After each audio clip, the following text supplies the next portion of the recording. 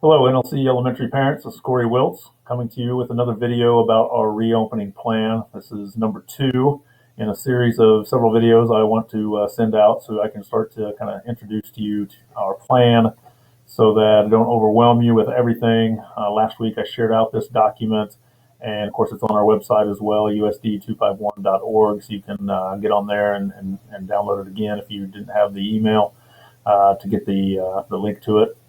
So again, just real quickly, some things that I wanted to talk about. So I'm going to pull up on the screen is our cohorting. So one of the safety plans that my team and I discussed was to try to keep our kids in small groups as much as possible.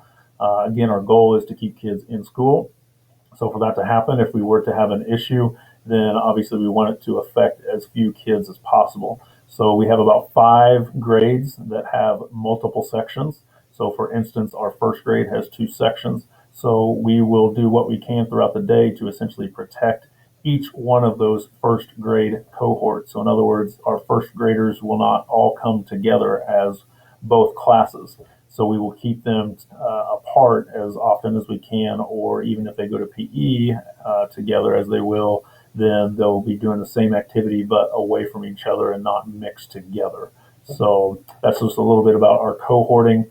With our junior high, the plan there is our students will stay in or be assigned a classroom, and our teachers will rotate around. So that's kind of how we'll protect our cohorts in that way. So hopefully if we do have any health concerns, whether it be quarantining or close contact, those kinds of things, it will impact a much smaller group and not the whole group.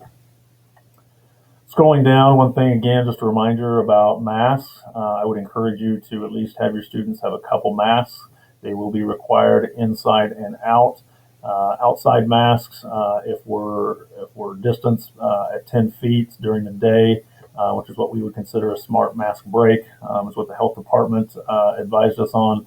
So at that point, we can take masks off. So I imagine we'll probably be outside a lot, to give mask breaks, just to have maybe some outdoor classroom space, just to get out. So wishing for some good weather for that to happen. So. Opening time, and I'm not going to hit all the details on this, but I want to keep this video short and I'll come out with a few other videos. But opening time, doors will open at 7:45. Now the reason for that is because when students arrive, of course they'll have their temperature taken. So as they arrive, if they're dropped off or they walk to school, they'll have their temperature taken, and then they'll go directly to their classroom. So if they're a first grader, that first grader is going to go directly to their classroom at 7:45, no earlier. And then their teacher will be there at 7:45.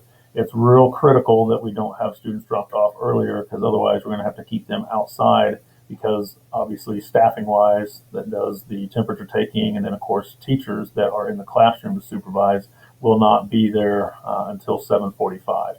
So any students that arrive earlier than that would have to wait outside and distance outside, obviously also with their mask on. So we realize that's a little bit of an inconvenience. But again, just for safety reasons, to make sure we have our staffing all here for supervision and for the safety aspects, that's what we ask. So at 7:45 is when our doors will open.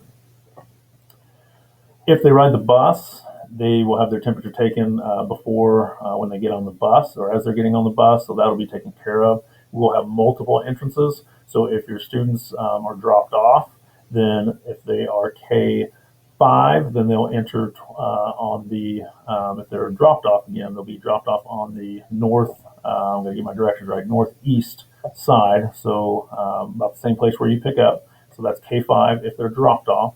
If they are junior high, they will come in through the main junior high entrance, and that's just 7th and 8th graders. Again, those 7th and 8th grade drop off or walk students will come in. That's the main entrance at the office. So that's where they'll come in at. If they're bussers, our buses will all get dropped off at the same location that they always have over on the south side of the building. And they will use a couple different entrances. And the whole reason for all that is so that we kind of keep kids distanced out, so that we know which kids we need to take temperatures, which kids we don't. Again, if they're bussers, they will already have had their temperature taken. So they'll come in on the south side. If they are junior high, 7th and 8th grade, they will come in on the gym side. So they'll get off the bus and go over on the gym side. If they are K through 6 bussers, they will come in at the old entrance there to the high school, basically those steps that are on the south side. So that's where they'll come in. So the reason for that is sixth grade will be in our music room because that class is large enough that we needed to give them some more space so they could properly distance in the classroom.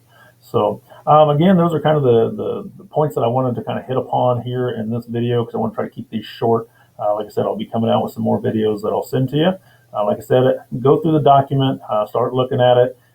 Again, if you have questions, concerns, feel free to call the office and we'll try to answer those. My goal with this is to kind of explain a lot of this so that there's really no surprises. As we get things started, I want people to, as best they can, to understand kind of what things are going to look like. And of course, share this information then with your students so that they kind of have a general idea so it's not just hitting them all on day one. So appreciate your time, and I will talk to you guys real soon. Take care.